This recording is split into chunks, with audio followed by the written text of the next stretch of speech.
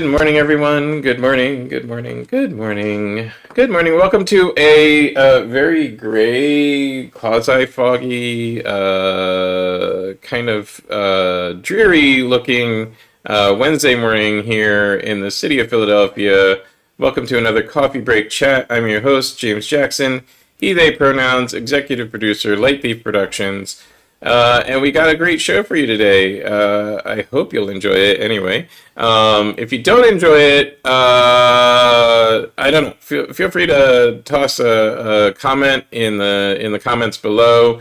If you want to talk about anything that I'm talking about or ask questions, guide the production in any sort of way, feel free to toss a comment in there.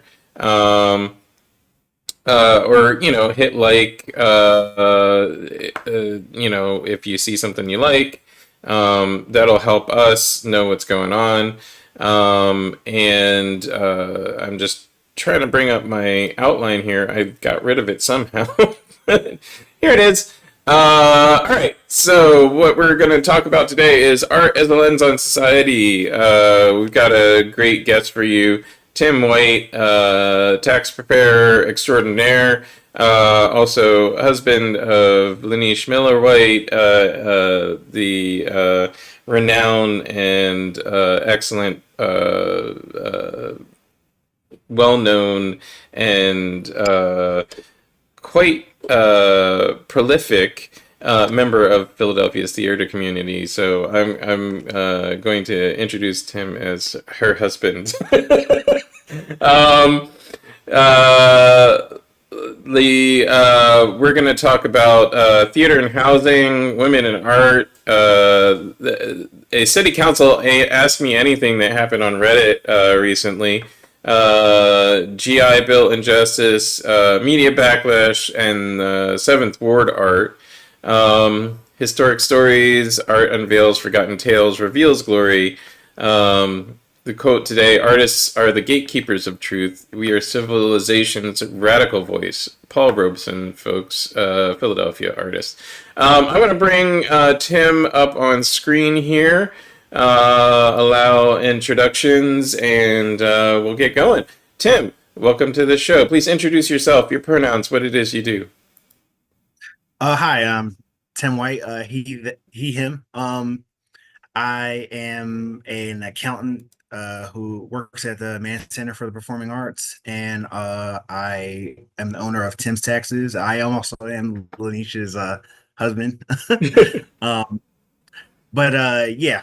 I generally Philly artists are generally my main clientele when it comes to my tax business. So that is my kind of connection here. But yeah, that's it. When I'm not I'm 3/4 of a CPA, and I'm taking my last test in a couple weeks. So hopefully it'll be Tim White CPA next time you see me. Awesome. We need more CPAs in the community. I often so I'm not a CPA, but I'm opinionated. We often talk about how the economy and taxes and politics all intertwine with the arts here on this show. And to talk a little bit about that, I wanted to bring up a article from nextcity.org. It's an op-ed written by the nextcity.org staff. Let me find it here. And talking about, can theater contribute to equitable housing? There's a group called Touchstone Theater in Pennsylvania's Lehigh Valley. For those that don't know Pennsylvania very well or don't understand why that would be significant, Pennsylvania's Lehigh Valley is formerly a manufacturing centric hub in the middle of Pennsylvania. It's to Pennsylvania what coal country was to West Virginia. The Lehigh Valley had a lot of manufacturing, had a lot of processing of iron and steel.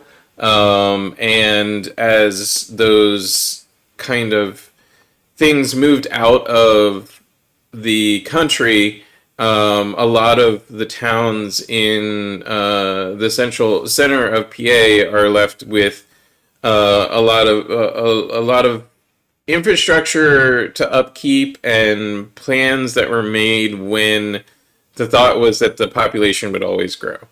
Um, we have similar problems here in Philadelphia sometimes because, like, our school system was designed for a population growth that we just haven't kept up with. And our tax base doesn't cover the growth that didn't happen. Because the growth didn't happen, the tax base didn't grow. We don't collect enough in taxes to keep up with all of those buildings that, you know, have things like asbestos. Dealing with asbestos would be fine if we had money to deal with asbestos in every building. Providing a good quality education for every student in the city of Philadelphia would be fine if we didn't have the infrastructure for 3 times the number of students and need to find a way to pay for the maintenance on all of that while we're still trying to educate the students to the same level as those in the suburbs get education. But yeah, there's this group.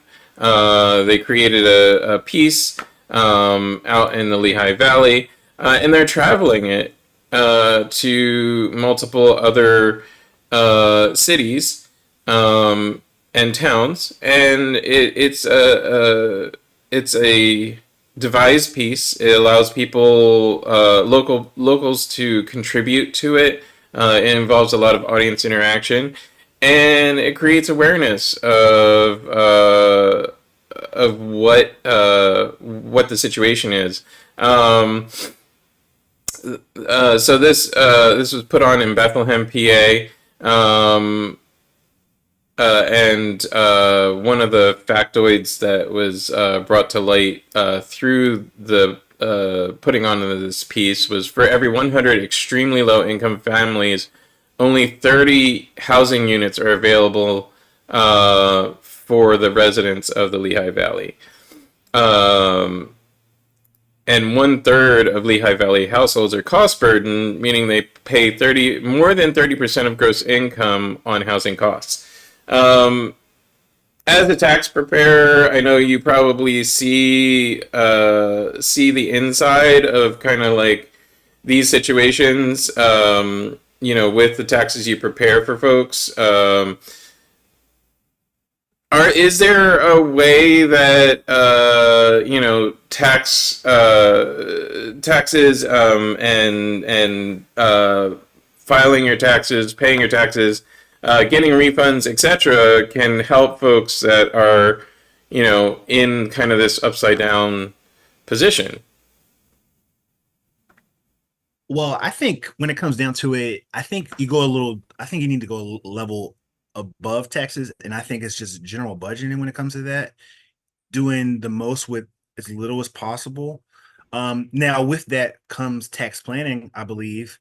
But I think the tax planning is just going to be a smaller part of a bigger plan, which is extreme optimization of your budget generally. Like when I hear that, now some of it is systemic, a lot of it is systemic, as a matter of fact, as I would say. But regardless of how you got the cards, I feel like when you have them, you have to play them as optimally as possible. And I think in this regard, using that metaphor, I think budgeting is number one. Now, like I said, and a part of that is tax planning, and I see a lot of people who don't do that. Just are coming in with their W-2, coming in with their Uber stuff, coming in with whatever side hustles that they have. No planning, no payment, no estimated payments made, paying penalties, like not getting optimal amounts out of the little that they have, and that just the problem snowballs after that. So yeah, I do see a little bit of overlap between the two.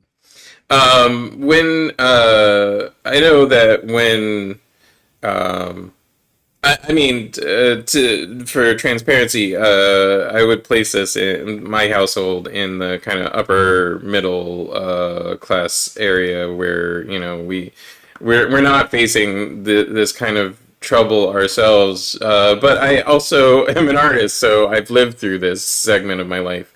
And when uh, back when I was, in my early 20s, and nobody had taught me how to file taxes, I realized at some point that, like I was, especially with W-2 jobs, I was paying a lot of taxes that I could get back. Um, what advice would you have for those who see tax season as kind of like scary? Like,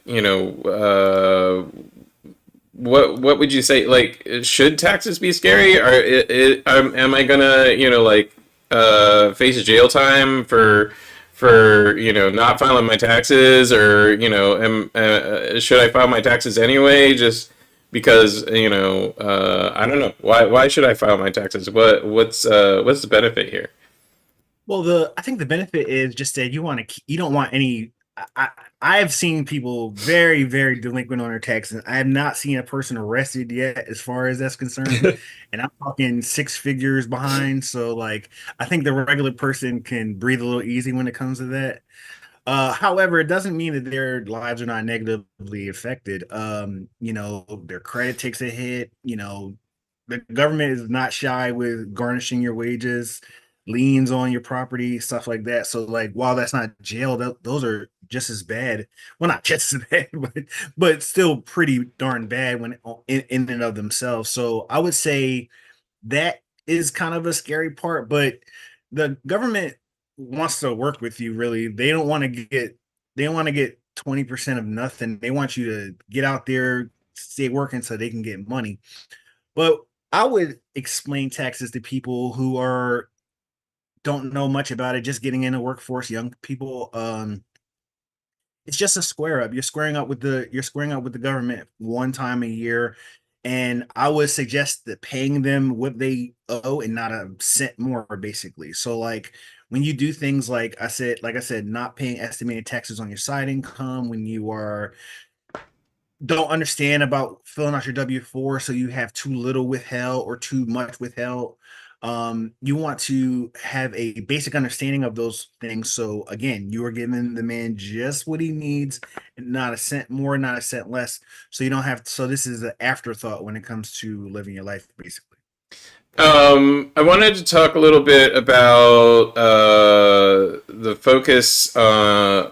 There's a Moore College of Art and Design is kind of bringing back a 50 years later focus on women artists in galleries across Philadelphia. There's a show being curated, about to happen, that is the Refocus show. Let me find Refocus 2024.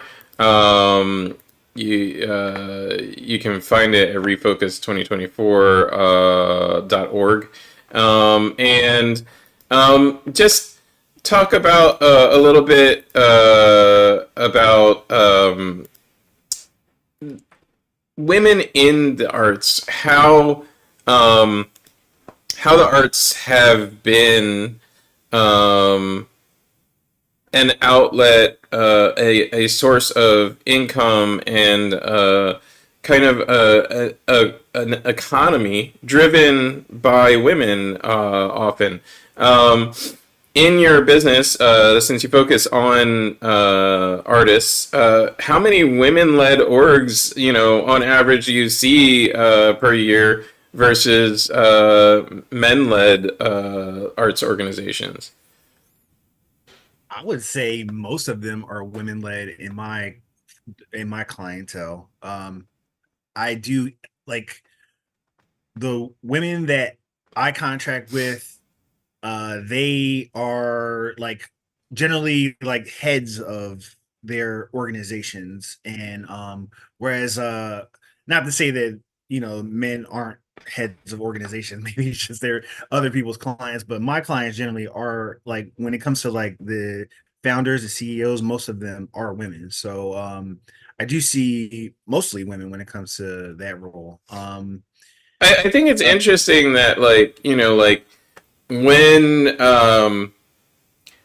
I think it's interesting that the arts economy is a huge portion of Philadelphia's economy in general, and that this is a women's led sector. I mean, at least as far as small business owners go. I know that there's a lot of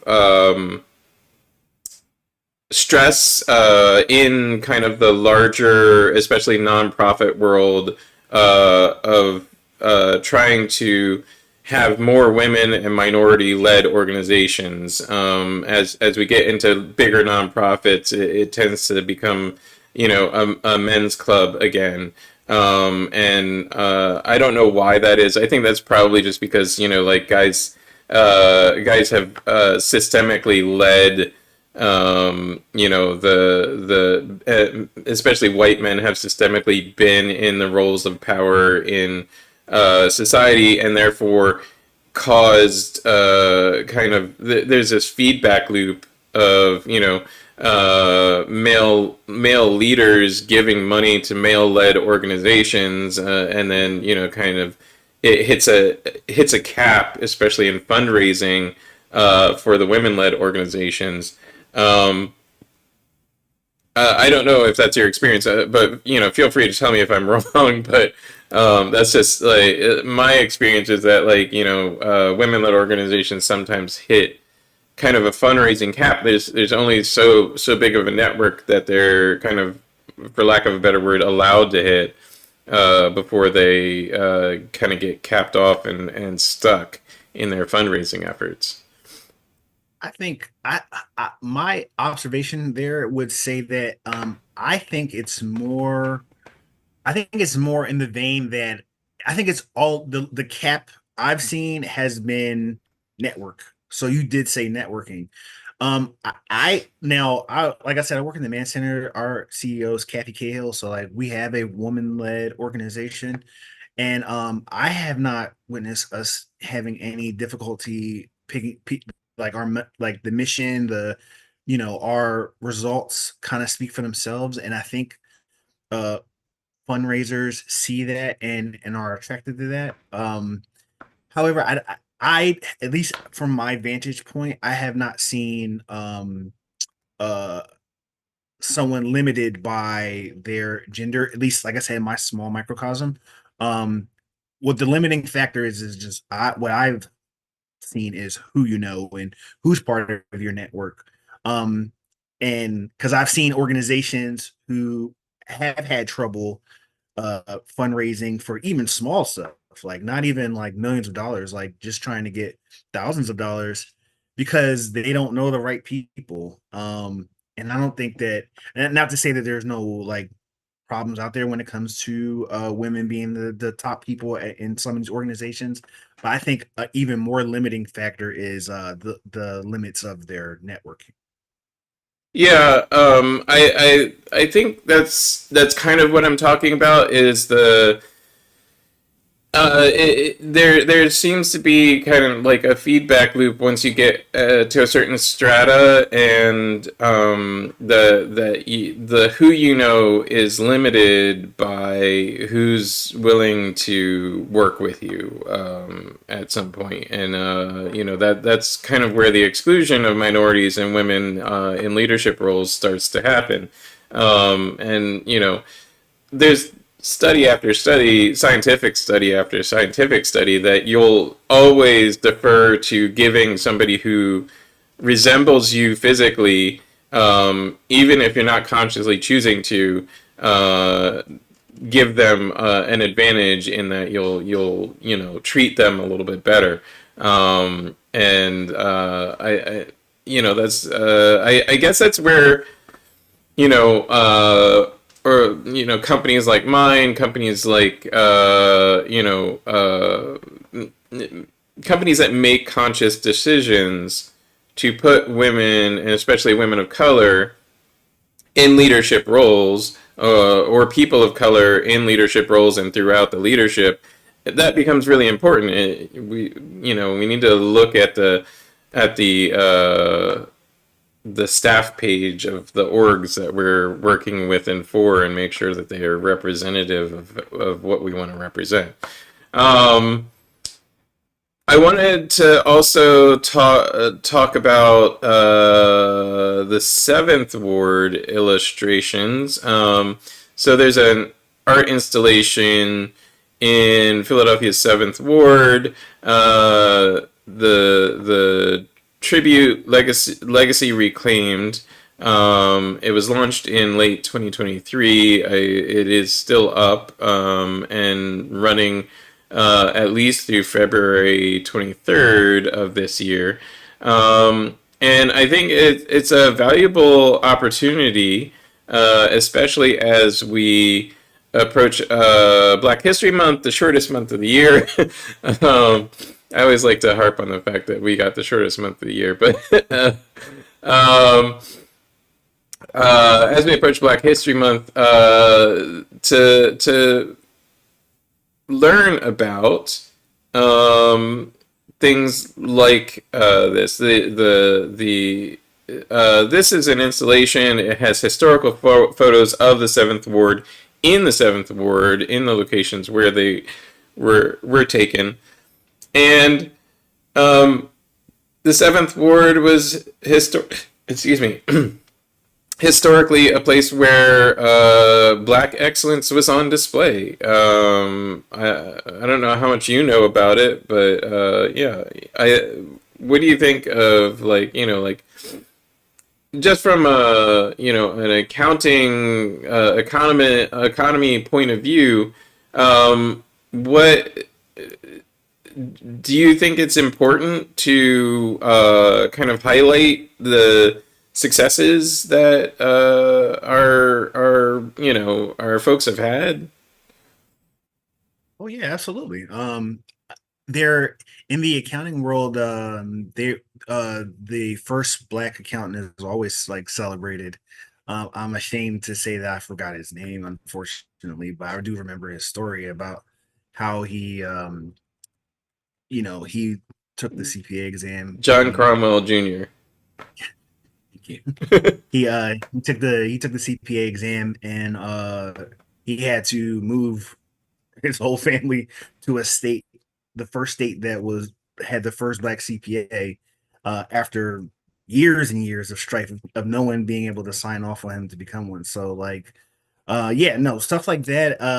Yeah, I wish it was more than just 1 month. Black excellence is being recognized, but excellence, it's good to be recognized, but excellence is a gift in and of itself. I mean, to be excellent and to like I said, simply embody that, I think, is the bigger reward, as opposed to being recognized for it. So I said this to Lanish all the time, it's just like, it doesn't matter if you see it, he's got it. He's got the goods, and like those like, it's good to, like I said, recognize them, but it's better to be excellent as opposed to being recognized being excellent. That's at least my opinion. It's better to be. I don't know. I don't know if I agree. I think the recognition is equally as important. At least, not to me as a person, but I think to the culture, like to the society. I mean, look at the uproar about like the was it the Oscars and the Barbie movie. I don't know. It is. This is an interesting question. I would say that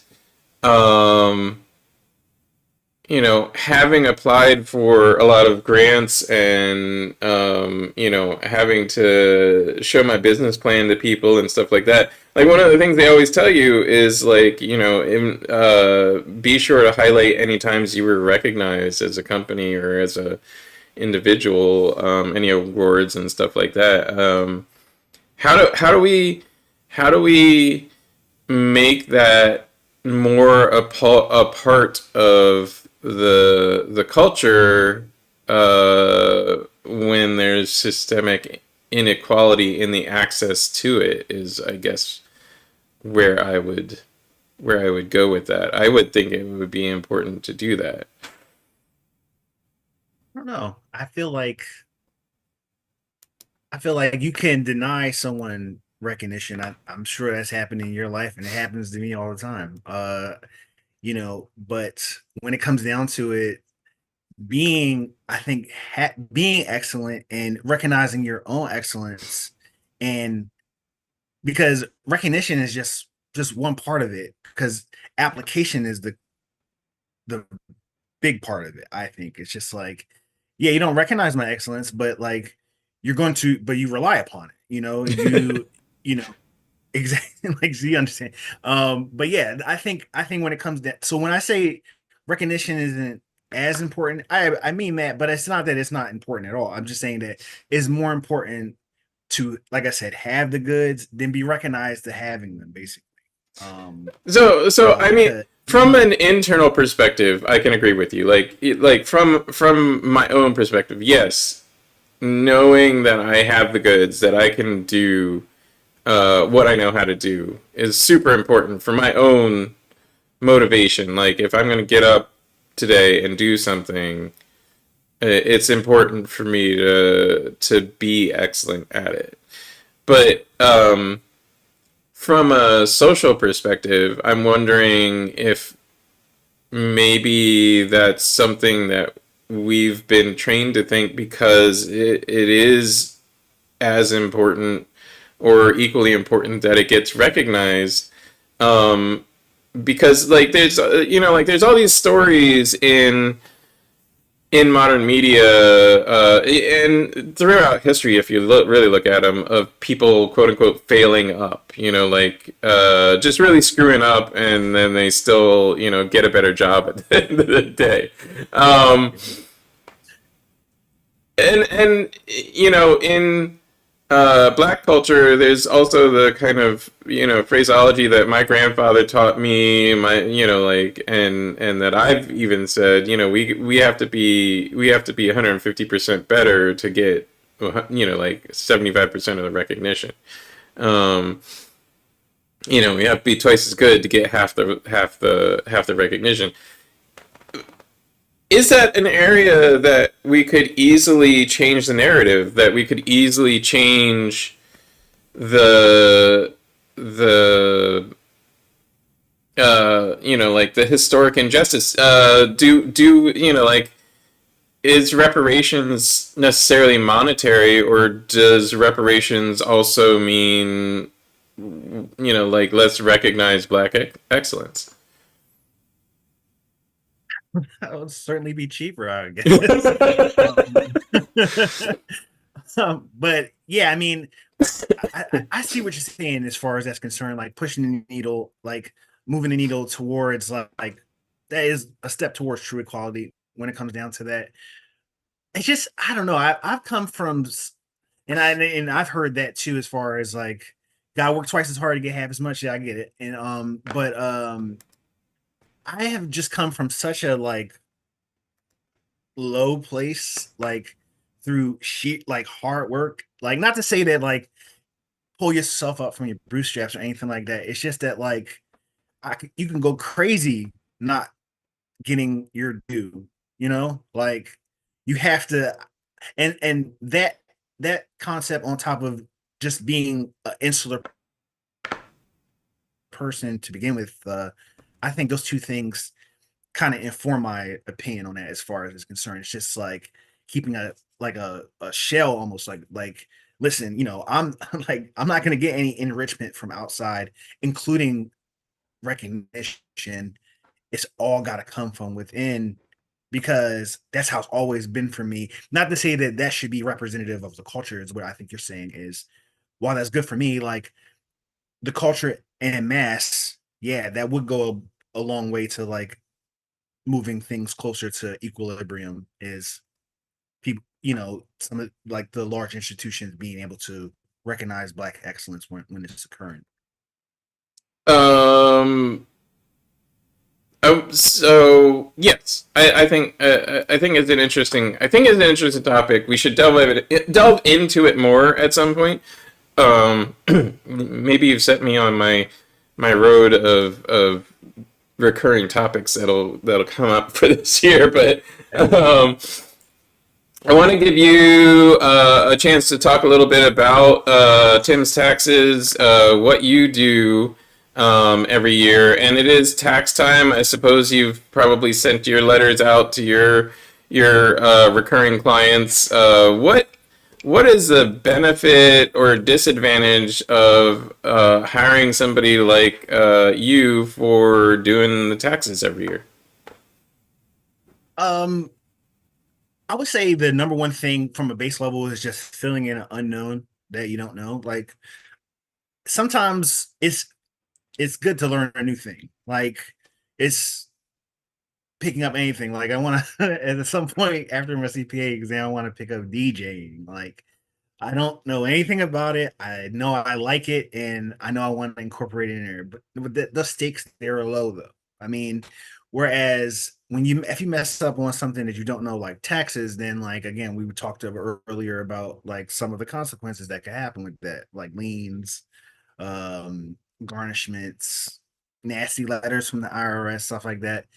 What I provide is just a low cost, generally lower scale costs when it comes to comparing to other companies in the area. Way to not even have to deal with that. If you don't want to delve into the topic of taxes and you just want to set it and forget it, I'm your guy when it comes to that. Now, also I'm your guy when it also comes to if you do want to jump into it because I am passionate about it, and for the last couple years, I've been doing tech seminars for some of the local nonprofits to teach people exactly how to do it. If you don't want to pay me money to do it, then I can at least give you a head start on what it is, what we're doing here, and what you're looking for as far as doing your own stuff. I mean, the gamut between single taxpayer with no property and one W-2 to you know I have 5 rental properties, 2 companies, married, own 3 houses, a vacation house, completely different processes in between. And then also what I want to focus on this year as well on top of that is, like I said, we have a lot of people who do side hustles like Uber. A lot of people do like little side jobs, odd jobs, and but they're making good money, like 20, $30,000, enough to like support themselves with, and then they are not setting it up at all. So they're getting like, this sort of money, tax free, and they're loving it. And then all of a sudden the tax bill comes around and bang, they owe $4 or $5,000 back. That's a big hit for a lot of people. I don't know about, I mean, most people can't handle like $5, $6,000 hit, so, especially some of my younger clientele. So I am starting to, I want to get more closer to their tax situation so I can kind of give them tips on as to what they can do better and like to offset some of this, maybe even changing their structure. Because by default, most of these people are sole proprietors, but some of these people are good candidates for S corps, and I think that while that feels like in the past that felt kind of invasive to like kind of even broach that topic because you're the business owner and I'm the taxpayer and you're supposed to give me information and I make sure that that information is correct going to the IRS. I want to get a little closer, say, hey, listen, you paid $5,000 in self-employment tax last year. You can cut that off by 67% if you do X, Y, and Z. I want to start doing that because that's going to have a more positive benefit for them. It's not just about taking their money and having a good completion. It's about like I want my clientele to be like my clientele, and I want to take care of them. You know, I don't want them to do something unoptimally, especially when it's costing them money like that. So I'm going to try to do some more of that this year. But yeah, I think that's generally in a nutshell what I get into on each tax season. For transparency, I usually use Philly Tax Prep for Artists, headed by Amy Smith. We had her on last week as a guest. I haven't used your service yet, but I hope to in the next few years. I just it gets to be tax time, and I can tend to do the same thing as I always did. How would you say that's a good question for you? How would you say people can go about breaking routine? What's an incentive to break routine with what they always do at tax time? I know people tend to get in a rut. Like, for years, I just did my own taxes based on just kind of the simplest way I could do it, which was I was a single filer, so I could just do the EZ form. Probably miss out on a couple $1,000s over the years of taxes that I could get back. But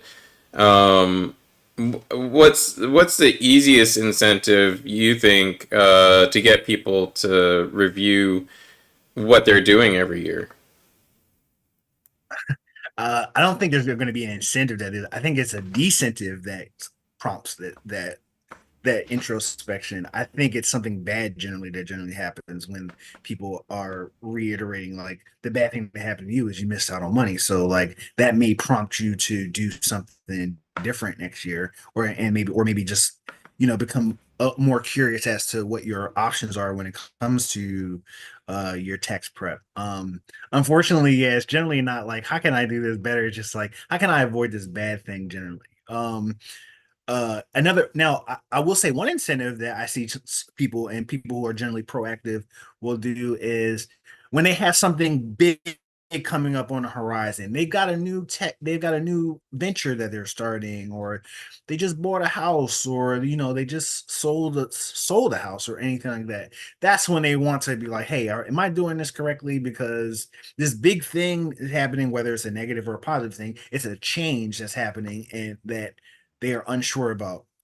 So like if your life is smooth and steady and you're paying a good price and things are generally fine, you're probably not gonna, look you're gonna look for something comforting. Like and I hopefully I give that feeling to my clientele. It's just like not everyone's got big changes coming up, but a lot of people do, and I'm thankful that they at least come to me and say, hey Tim, you know, I moved out of state and these things are happening, or me and my partner bought a house and like these things are happening. They'll at least check with me and make sure that that's still all within my wheelhouse, and then I get to keep them. But I can't knock anyone being like, "Hey, I was comfortable with Tim for so many years, and now I got this big thing, and like I didn't ask him, so like I went with this next guy who probably charged a bunch more, and that's fine." But like, I guess the answer to your question is just that like a big change generally uh prompts something like that, and would say that I would challenge uh excuse me, someone's at the door. uh I would challenge anyone who has a tax preparer to at least see what they're see what's in their wheelhouse, see what they can do. Like, because a lot of the returns that I do are like I can do in my sleep. Whereas like I like to have the big challenging ones. I like when there's a lot of stuff happening. I say, hey, great, okay, hey, you moved into 3 states. This is gonna be a little more difficult than what it normally is, but it's interesting. So um Qu- uh, answer that.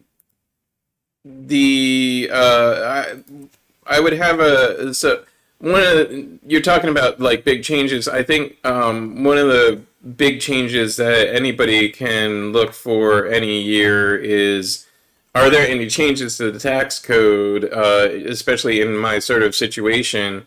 Um, is there anything that has changed this year that affects a lot of people, or that affects like a specific group of people that you usually deal with? Is there anything that we should be looking out for, lobbying for, that kind of thing? Well, I mean, a lot of the things that are good on the tax return or bad sometimes are indexed. So like that's based off inflation. So I mean, so like for instance, like the for those like most basic thing is just like the standard deduction goes up every year, and that's indexed to inflation. I think the main thing this year is just that more part like a bigger portion of the child tax credit is still in Congress, but that's going to be more of that's going to be refundable. So a difference between a non-refundable and refundable credit is like a non-refundable credit can bring your tax bill down to zero, but it can't go past zero to get you into refund territory, whereas a refundable one can. So they're working to make more of that refundable basically. I feel like that's the biggest one I've seen thus far, which isn't much. It's not like a big sea change like when it was from 2021 where like the child tax credit went from 2000 to 3000. People were getting those $200 checks in every month, stuff like that, the advanced child tax credit. So like nothing like big, or because the deadlock in Congress, like you're not going to be getting much out the house anyway. But yeah, so it's just small, and most of all the index stuff is going up, but nothing really like earth shaking this year, from at least from what I've seen. Who knows? That could change at any moment. Let's talk a little bit local. Councilmember Catherine Gilmore Richardson recently did an AMA on Reddit after winning re-election to her at-large city council seat. Um, During the AMA, like some of the questions were kind of tax related, which is I find interesting. Excuse me. For those that don't know or don't live in the city of Philadelphia, most of the city of Philadelphia's tax base and receipts come from um, what some would say is an overly large income tax. So the city has a wage tax. Any money you earn in this city, whether you live here or if you live somewhere else and work in the city collects an income tax on that. We're one of the only cities that I know of to do it. I don't know if you know of any others, Tim, but yeah, and during the AMA, one of the commenters slash question askers stated that the city's reliance on this wage tax nearly bankrupted the city at the beginning of the pandemic because nobody was earning wages all of a sudden. Um, uh, Councilmember Richardson's response had to do more with the fact that she's proposed changes to the city tax code and tried to get us away from relying on that particular tax. Do you have any insight onto this? Anything that any thoughts about how the city structures its tax income, etc.? Um, hmm. Yeah, I mean, it is weird that a business that I mean, if you do business in, like you said, if you do business in the city, you owe tax, and it's not insignificant. I want to say it's three and a half. I want to say Yeah, something it's around like there. 3.6. Yeah, something around there. I guess I don't really have much of an opinion on it. I mean, I know that they were hurting during the pandemic, and they probably are still hurting from that because so many people working from home, and then they had to all those wages that generally were coming out of people's paychecks going to Philly, they had to give back, and that lingered, and it's still happening. I still have a few people who don't, that are going to get refunds from the city for their wage tax.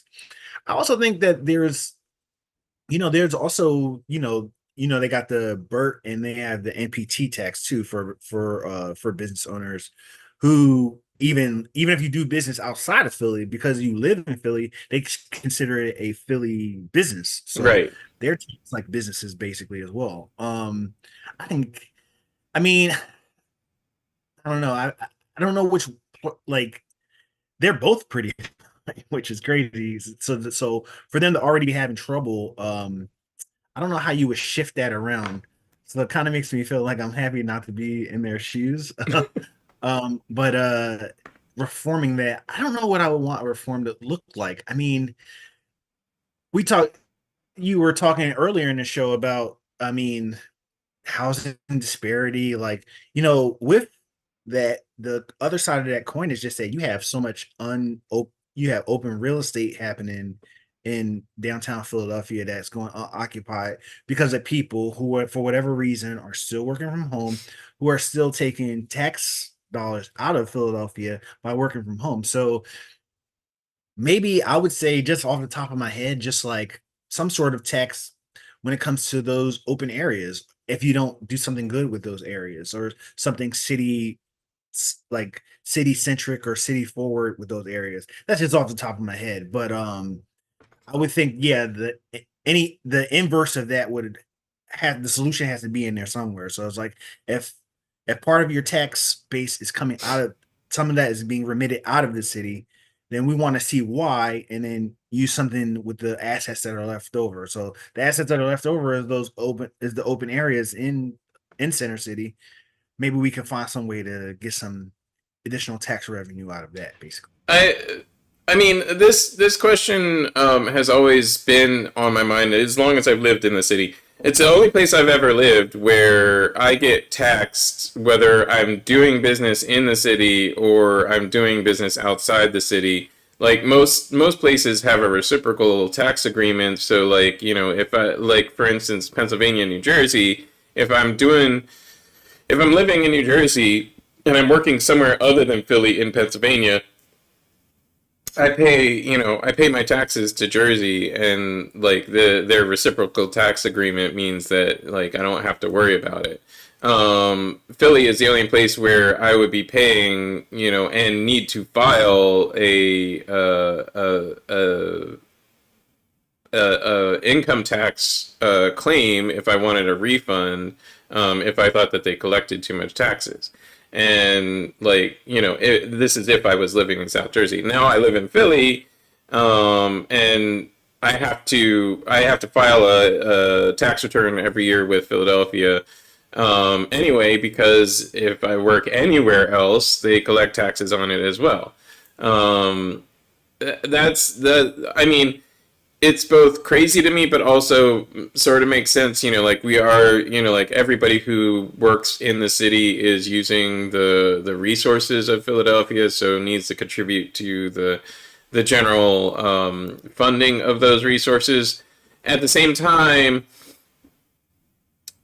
it would be nice to, like, most cities don't have this problem, don't have this tax base, and fund their tax base through higher real estate taxes, but higher real estate taxes mostly on the commercial corridors. So how do we shift this? Like I would say would be a higher commercial real estate rate than what we have as a homeowner rate for taxes, but anyway, that's not going to happen anytime soon. And you get I say, into, yeah, yeah, that sounds great. But yeah, if it was yeah, if the we could same, if we could tax Comcast, that would be great. They have this giant building, hundreds of thousands of square feet of real estate in the center of Philadelphia. Why aren't they paying any taxes on it? Anyway, I mean, I know why they're not paying taxes on it. I'm sure somebody else could say it, but I'm not going to worry about it. Um, The so yeah, and there's been other tax proposals, like, one of the things that's difficult as a homeowner in Philadelphia and a property owner and a business person in Philadelphia is that the assessment process for property here in Philadelphia isn't very equitable or fair, and sometimes creates as much problem as it tries to solve. Um, and we've had regularly a guest, as a guest, former council member David O, who had made some pretty good proposals, in my opinion, but that never got past the post because he's a Republican. Tying assessment increases to cost of living or some other anchor that would make the increase in valuation make sense, or kind of rein it in when the valuation of real estate is going crazy, but like the rest of the economy isn't. There's lots of things that people have done or can do, and it just never seems to get anywhere in council.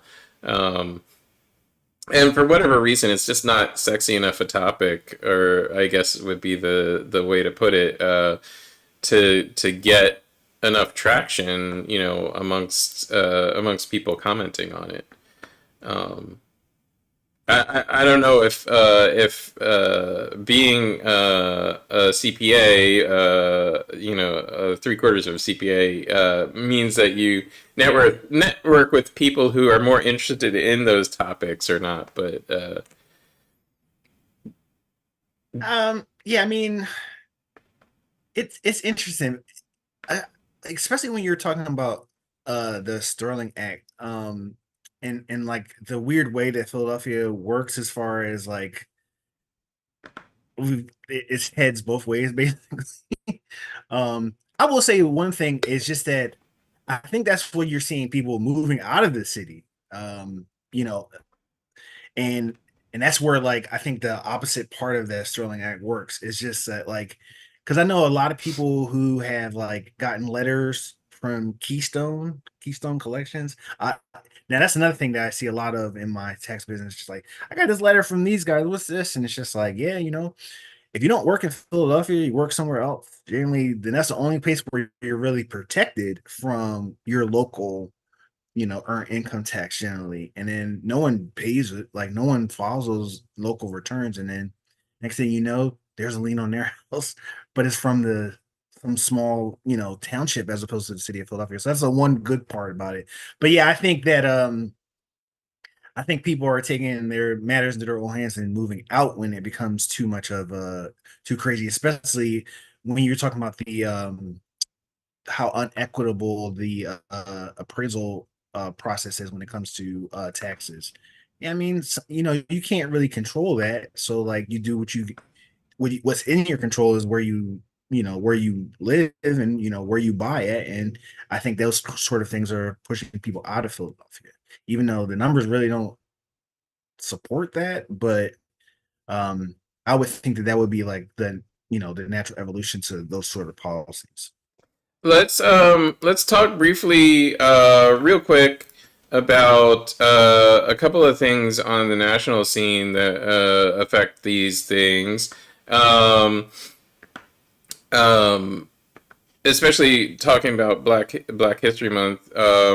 So one of the reasons why a lot of Philadelphia is black owned, there's a lot more black home ownership in the city of Philadelphia, is because a lot of the city was redlined, and at the end of World War II, there was the GI Bill, and the GI Bill was designed to get provide education and housing for all the folks who were in the Second World War, and uh, the combination of how the GI Bill was applied and um, how redlining worked created a huge disparity in both home ownership and generational wealth. I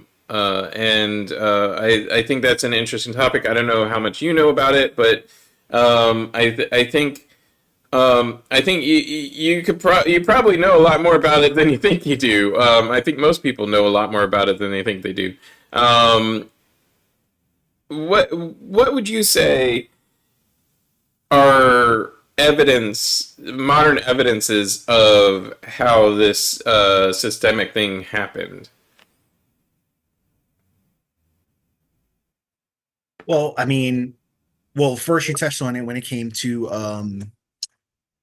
comes to disproportionate home ownership. I mean, like especially now that like rates are, home values are through the roof now. Just like, if I don't know what percentage blacks make up of the city, it's got to be. We're a majority minority city. 60% of the population is minority description, of one sort or another. I believe black is something like 43% of the city. Yeah. Yeah, I would. I mean, while I'm speculating, I'm going to guess that home ownership is probably under that. That's generally how it is anywhere generally. Um, and as far as education is concerned, I mean, even more there. I mean, as far as that's concerned, because like we started talking about, we started this conversation talking about education and in how, I mean, it's not inaccessible, but it's not at the quality. Like, well, first, I've learned something today about the infrastructure. I did not know that as far as the infrastructure of this Philadelphia school system is too big. That so it's like it's designed to have a growing economy. That's interesting. I never heard that. I never have looked at it from that perspective. So I got to imagine that anything adverse coming from those effects have to affect, education down the line, basically. So like, I mean, it's just, yeah, I don't know much about it, but I know what, generally is known about, the effects of, redlining and generational wealth and not being a part of those systems. And now we're compared to then to where we're at now. So I guess on a very surface level, I can see how the discrimination of the past affects now, basically. So just for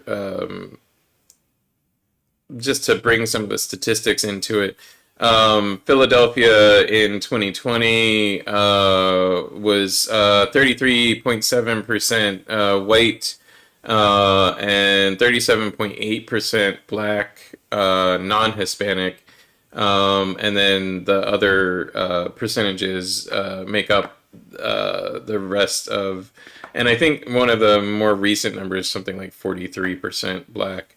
And then 47% of black Philadelphians own homes, compared to 59% of white residents. So it's just under 50% compared to nearly 60% home ownership, which is one of the lower disparities in the country. Yeah. But yeah. Right. We didn't get to talk about a couple of things. I do want to recognize the time. It's 11:01. If you got a couple of seconds, we can cover a couple of other things, but I want to let the audience know that I appreciate them. Do you have a couple seconds? Yeah, sure. Okay, so just real quick for audience, I really appreciate your time. It's 11:01. Tim and I are going to stay on just for a couple more minutes to talk about a couple other things. Feel free to stick around. Like, share, and subscribe, all that good stuff. Don't go away if you'd like to talk. If you'd like to listen to Tim and I talk about a couple of other topics that we had on the agenda. But if you got to go, I understand. We do this show every Wednesday, 10 a.m. It's local news, information, guests who are of import, at least to me. I really appreciate all my guests, and I really appreciate the audience. Next week, February 7th, we'll have David Quinn, mural artist, and Amy Smith talking about AI in the arts, copyright, and murals. Murals are a relatively unique thing to the city of Philadelphia, and we'll talk a little bit about that and kind of the thoughts that come up when we talk about arts and copyright and what rights mural artists have. Artists who put things in public or display them in public, and what that means for the city of Philadelphia and development. Like, share, and subscribe. Consider supporting us on Patreon.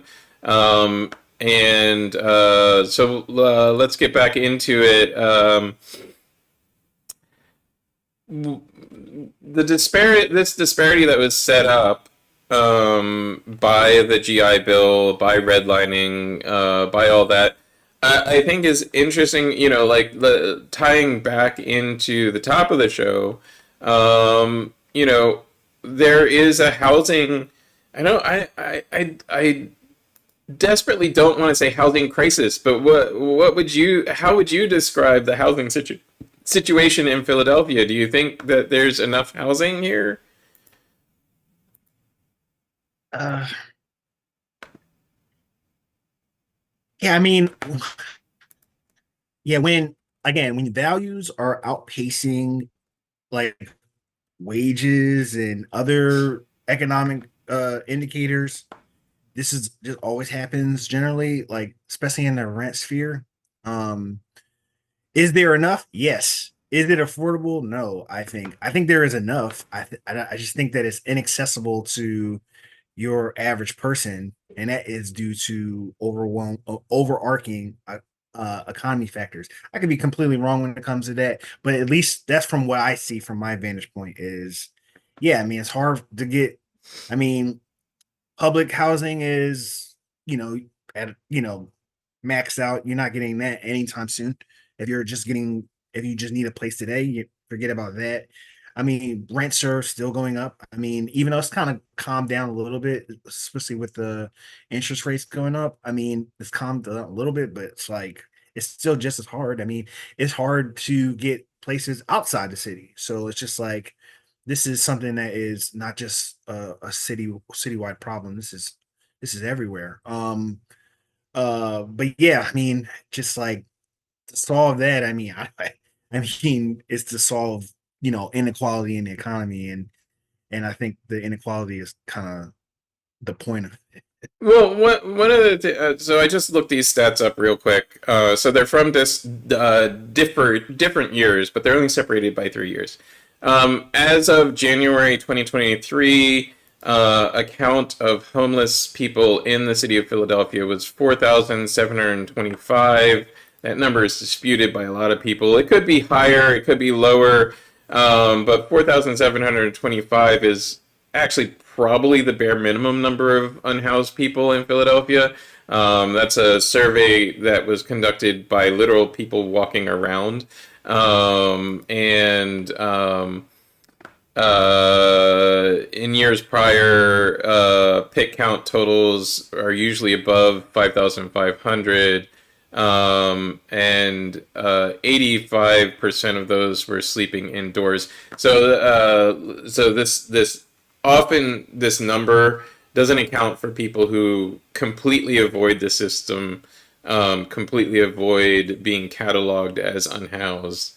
It doesn't often account for people who live in their cars or couch surf, other types of homelessness that are still just as detrimental to people's mental health and well-being, but that avoid those numbers. But if we're just going off of that number, even if you double it, the unoccupied housing rate as of 2020, there were over 130,000 vacant houses in 2020 in the city of Philadelphia. So that's just by my quick math. I'm looking at what am I looking at? 130,000 vacant houses divided by, let's say, 8,000 unhomed people. That's 16 houses per person that's currently homeless in the county. Um, it's a weird picture. I don't know. You know, is that all systemic? Is that all? We were talking about the tax base of Philadelphia and people moving out. Is that caused by people moving out? Is that caused by development? What creates this? I'm personally, it's a really weird picture. There's 16 empty houses per homeless person. How is that not solvable? Like how do we? Yeah, I'd like to see what kind of liability these houses have under them. I mean, are these vacant houses that are just free and clear somewhere, or is someone actually paying for these houses This somewhere? is the number I'm quoting is from a case study done by a um, done by the University of Pennsylvania graduate student and is the data sources are the census tracts of 2010 and 2015 and 2014 by Open Data Philadelphia.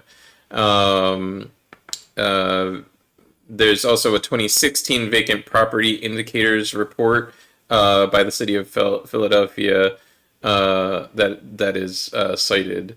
So those are the data sources. I would guess because of the data sources that they are still standing and occupiable houses that are not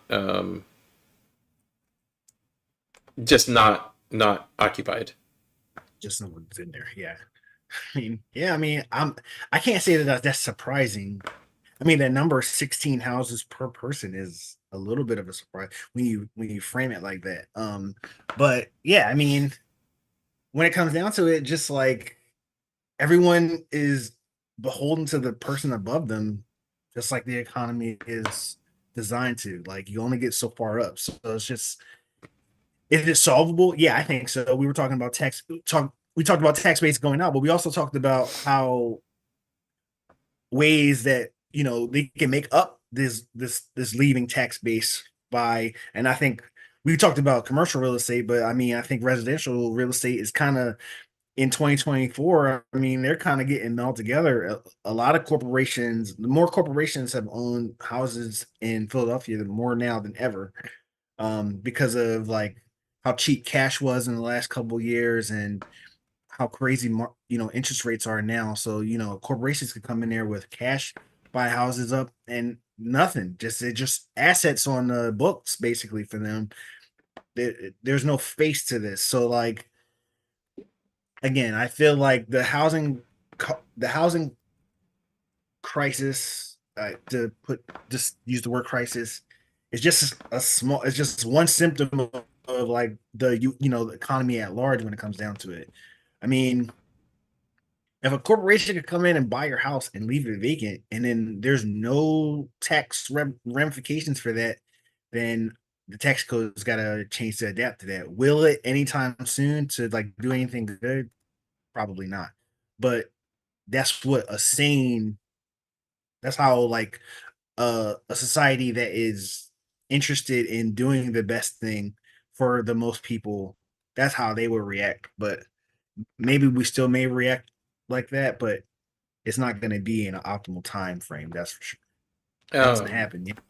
I don't think it will happen anytime soon. so this concept may be unfamiliar to some folks. The concept that you're discussing, and I want to highlight that it's not anything that isn't in existence. It's not like a unique concept, but an unoccupied or unused real estate tax. And essentially, usually it's just set up to be a disincentive to allowing property to languish. Um, Essentially, usually it's so like my mother lives in a tourist town, so to speak. Like a lot of like a huge portion of their economy is based on tourism. It's a very small town. Um, a lot of towns like that have this unoccupied or unused property tax. Um, excuse me, sorry. Um, it- Talk about that just for a second. What is the concept here? Yeah, so I mean, it's the way you made it seem like it's just that like when it comes to they don't want to see like blight when it comes to their areas, whereas like this is more functional. Like there's no one living in there, not because of like, upkeep, but more because of taking someone who's unhomed and putting them in a home. Like that's should be the target of that. So I would say like that's interesting that I've never heard of it like that is from that regard as far as the reason for that. I have seen some places implement the unoccupied tax more recently than before, at least this issue came to the forefront. I can't say anything about its efficacy, uh, but I got to imagine it affects. I mean, I would like to do. I have to do some research on this as far as like how how well is this working? Like, is the tax enough of an incentive for people to? Because at the end of the day, a corporation is going to do a they're going to compare, and which one's going to be cheaper is going to be the one that they do. They don't care about like it's not about people when it comes to that. It's about numbers, and the cheaper one is what they're going to do. If eating the tax is going to be cheaper than homing someone that is not going to get them as much money or is going to be more of a risk, then they're going to take the Right, cheaper one. right, right. It's just economics. Yeah, is it enough of a distance? So, like, in tourist towns, usually it's used to keep like a business corridor from looking dilapidated. But in the case of Philadelphia, we kind of do that in a lot of different methods. Usually by setting up something like an industrial, like we have the PIDC, the Passyunk Development Corporation, the Center City Development Corporation, etc. We set up these like public-private partnerships and nonprofits that pick up real estate and make sure it gets used. But like there's nobody doing that for housing. It's usually something to do with business, and it'd be interesting to see if there's a way to do this for housing. I know that some folks have discussed land trusts, especially because there's a huge inventory of blighted and city owned properties that that just basically are out of the market. But and I would guess that some of this number of unoccupied housing is city owned properties, properties that have gone back to the city because of unpaid taxes or because of, like they're waiting in the sheriff's sale system or something like that. But yeah. Um, I think it's a solvable problem. I don't think it's an actual housing crisis because if you have 16 houses for every unhoused person, I don't think that makes up a housing crisis. I think that makes up a bunch of people holding on to property that shouldn't be essentially, and we should investigate why people are holding on to these properties and not letting go of them. One of the hugest holders of property in the city of Philadelphia is the city of Philadelphia itself, and there's problems with our sheriff's office. A sheriff who recently got reelected. This is my personal opinion. She shouldn't have, but people don't really pay enough attention to these things and how they interact to effectively deal with the problems as they come up. And this takes us to the last topic I really wanted to talk about, which is kind of the public perception of and pushback against the media. We're sitting here, we're on a podcast or a video cast or whatever you want to call it. Essentially, I am the media for the purposes of this conversation. Not that I'm a huge media personality, but my production company does work in the media. Um, and recently, there was a huge pushback to CNN having on a show that's on CNN by a host that's been a host on CNN for a number of years. Michael Smerconish had on Robert F. Kennedy Jr., Carrie Lake, and Vivek Ramaswamy, had all of them on as guests. For full transparency, my company provided technical services to the Smerconish broadcast. One of the Smerconish broadcasts that had Vivek Ramaswamy and Robert Kennedy Jr. In the area. He had them as guests at a local live recording of his own show that's not on CNN, and then he had them additionally as guests on CNN. But there's been a huge pushback against them being on CNN. Um,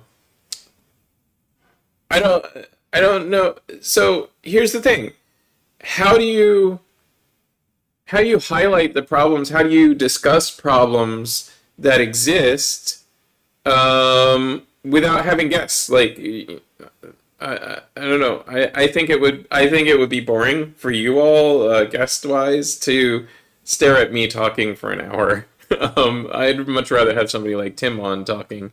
Um,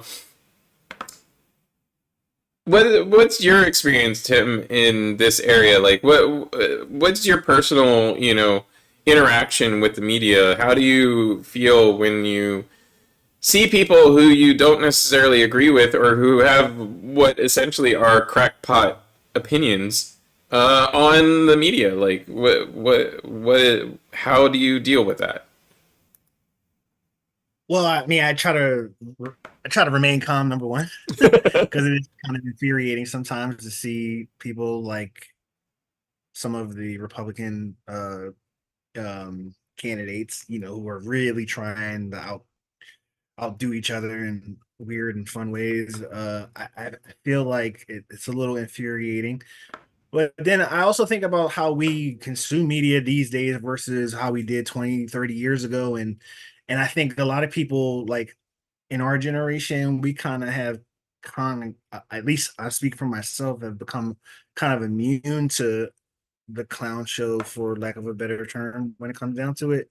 And we know that it's kind of a game when it comes to media. When you know, if you got these people on here saying these, you know, off the wall, offensive, a lot of times things like that's going to bring eyeballs, and at the end of the day, it's all a business. So I understand it from that point. Is it? I don't think it's very responsible, but I get why it's happening.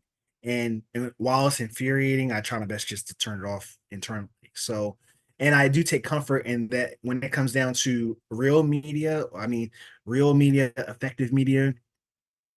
Uh, while this is the biggest game in town, it's not the most important game in town, I think. So yeah, I kind of have just kind of tune it out. But I know a lot of people aren't, especially people who are just starting to get, their media diets in, and becoming more savvy when it comes to politics. So it is kind of like they're more susceptible to this sort of stuff. And I'm sure that they've turned people, when it comes to, you know, if this is the only thing that they're seeing, like fox brain, like that concept. And that is does have a damaging effect on the country overall, but it's just like at every level it's business, business. Like, and I get at every level, I'm like, okay, at the end of the day, I'm like, okay, yeah, I know why he was on, because he's going to bring people here. It's going to be controversial. Now we're talking about something, and then we're driving content, we're driving engagement, and that's really the name of the game. So it's infuriating, and I understand it at the same time. So that's a weird feeling to have. I try to keep the guest list, and Meg does a lot of this for my associate producer Megan Angelino. She does a lot of this for me too. I feel like she does an excellent job at this, more so than I give her credit for on a regular basis. But I try to keep the guest list to people who have opinions that make sense. you know, like like I don't want people on this show like Robert F. Kennedy Jr. because he's just going to talk about a bunch of nonsense. At the same time, maybe that's why my show's not so popular. Like, you're talking about like essentially rage bait, like people making enough of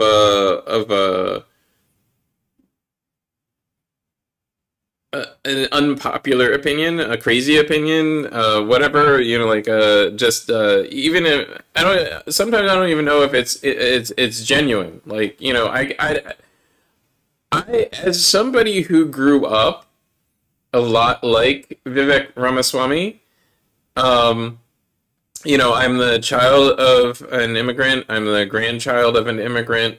I'm a brown person.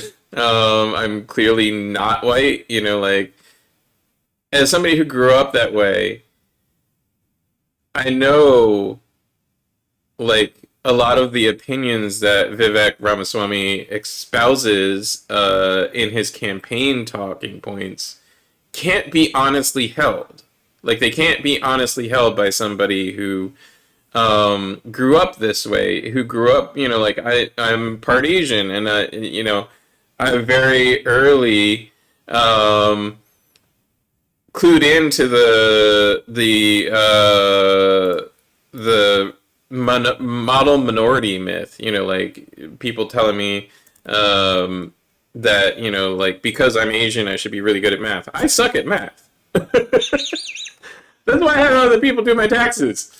Um, but yeah, so like like there's the model minority myth, and he plays into it. Why should I have that as a guest speaker on and but then also how do I get the important information out? Like Sheriff Bilal should probably not be a sheriff for the city of Philadelphia.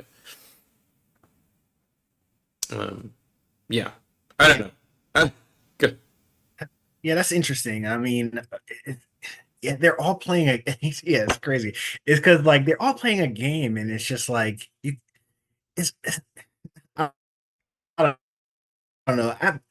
I've been so like it's just I'm it just does not affect my life. I mean, it affects my life. These people are going to be in charge most likely. I mean, and they're all I don't know what they're really about. So like you have a as a journalist, you are journaling right now. So it's just like you are like you have an opportunity and a kind of an obligation to get to that core, but it's like you got to cut through so much acting. And it's like I don't know who's who anymore. I don't they're like I said, they're all one up in each other.